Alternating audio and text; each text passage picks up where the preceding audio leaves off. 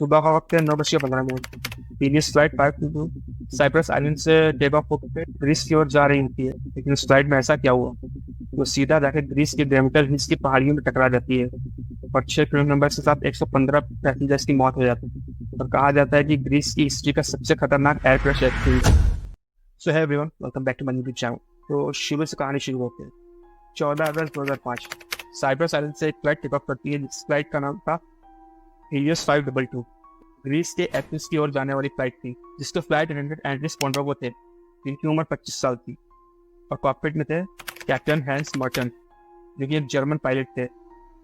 Holiday season को देखते हुए हिलियस एयरोस ने कैप्टन हैंस मर्टन को कॉन्ट्रैक्ट बेस से हायर किया हुआ था, और इनके साथ उनके को पायलट थे हीलियस के ही पुराने कर्मचारी, जिनको 5 साल हो गए थे हीलियस में काम करते हुए, जो कि साइप्रस आइलैंड के ही थे।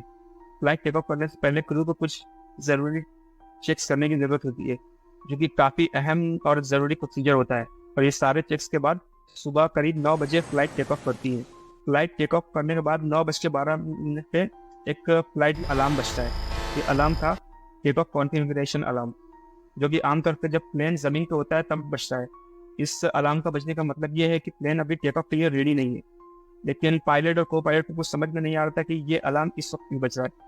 तभी पायलट ने ग्राउंड इंजीनियर से साथ कांटेक्ट किया और उन लोगों ने पता लगाने की कोशिश की अलार्म अभी क्यों बज रहा है। फ्लाइट के सभी पैसेंजर्स इस बात से बेखबर थे और अपनी सीट पे बैठे हुए थे। तभी अचानक से फ्लाइट में एक जोरदार टर्बुलेंस हुआ और एयर होस्टेस ने सबको अपने ऑक्सीजन मास्क पहनने की सलाह दी। अलार्म अभी तक चालू था और प्लेन के सारे जो सिस्टम थे ओवरहीट करने लगे थे। इस वक्त पायलट ने अपने ग्राउंड इंजीनियर के साथ भी कॉन्टैक्ट लूज कर दिया था। इस वक्त प्लेन मेडिटेरेनियन सी के ऊपर था और एथेंस की ओर जा रहा था। कैप्टन और को पायलट का एयर ट्रैफिक से कोई कांटेक्ट नहीं हो पा रहा था, सिस्टम ओवरहीट करने की वजह से। प्लेन ऑलमोस्ट 2 घंटे से एक ही जगह पर चक्कर लगाया जा रहा था।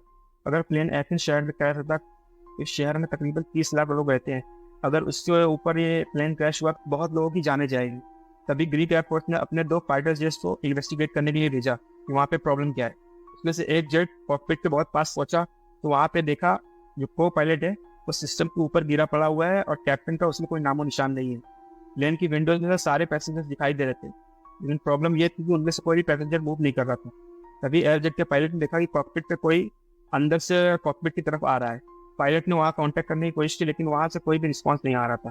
प्लेन इस वक्त 10,000 मीटर की ऊंचाई पर था और अचानक से 10,000 मीटर की ऊंचाई से प्लेन सीधा जमीन की तरफ बढ़ने लगा। तभी जो कॉकपिट में बैठा हुआ था उसकी नज़र एयरजेट के ऊपर पड़ी, लेकिन तब तक बहुत देर हो चुकी थी। प्लेन सीधा जाकर साइप्रस आइलैंड के ग्रेविटिकल हिल्स में टकरा गया और इस वक्त दोपहर के 12 बजे थे। फायर और रेस्क्यू वर्कर्स को वहाँ भेजा गया, लेकिन तब तक बहुत देर हो चुकी थी और एक भी पैसेंजर या क्रू मेंबर उस हादसे से जिंदा नहीं बच पाया। और कहा जाता है कि ग्रीक की इतिहास का सबसे खतरनाक प्लेन एयर क्रैश है। इन्वेस्टिगेटर तुरंत कॉज ऑफ एक्सीडेंट पता करने में लग गए। जितनी भी बॉडीज वहां से बरामद हुई थी तुरंत उनको ऑटोप्सी के लिए भेजा गया, लेकिन ऑटोप्सी की जो रिपोर्ट आई उसमें एक चौंका देने वाला खुलासा था कि फ्लाइट टेक ऑफ होने से पहले सारे पैसेंजर जिंदा थे।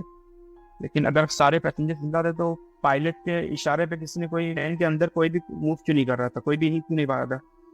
सारे पैसेंजर अपनी सीट पे क्यों बैठे हुए थे? ये एक बहुत बड़ा सवाल था। और कॉकपिट में वो इंसान कौन था जो आखिरी वक्त प्लेन को कंट्रोल करने की कोशिश करता रहा?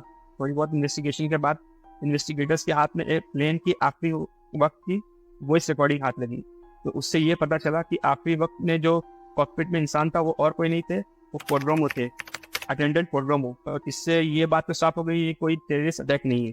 अटेंडेंट पोड्रोमो हेल्प के लिए कांटेक्ट करने की कोशिश कर रहे थे, लेकिन एयर ट्रैफिक कंट्रोल से कोई भी कांटेक्ट नहीं हो पाया। इन्वेस्टिगेशन के बाद पता चला कि प्लेन के लेफ्ट साइड का जो इंजन था उसका फ्यूल खत्म हो चुका था और शायद यही इकलौती वजह थी उस प्लेन के क्रैश होने की। लेकिन तभी चीफ इन्वेस्टिगेटर की नजर कांटेक्ट पैनल के एक बटन पे पड़ी।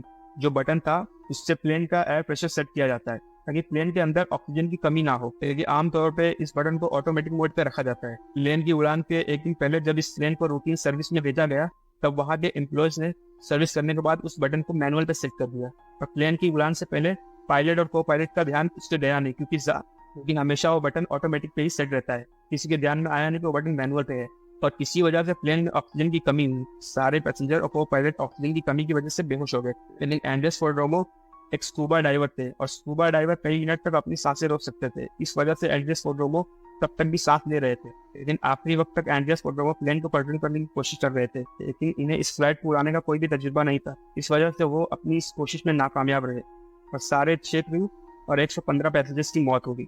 इन्वेस्टिगेटर्स ने अपनी रिपोर्ट पेश की 15 महीनों बाद। उनकी रिपोर्ट के मुताबिक इस प्लेन के क्रैश होने की इकलौती वजह वो बटन था। अगर सर्विस एम्प्लॉयज ने इस बात का ध्यान रखा होता कि उसको ऑटोमेटिक की जगह मैनुअल पे सेट करके ना देते, अगर सेट किया तो पायलट को ये बताना बहुत जरूरी था। ये गलती की वजह से इतना बड़ा हादसा हुआ। अगर वो एक गलती ना करते तो शायद वो प्लेन कभी क्रैश नहीं हुआ। दैट्स इट गाइस, आज की वीडियो में इतना ही। अगर आपको ये वीडियो पसंद आया हो, वीडियो को लाइक करें, चैनल को सब्सक्राइब करें।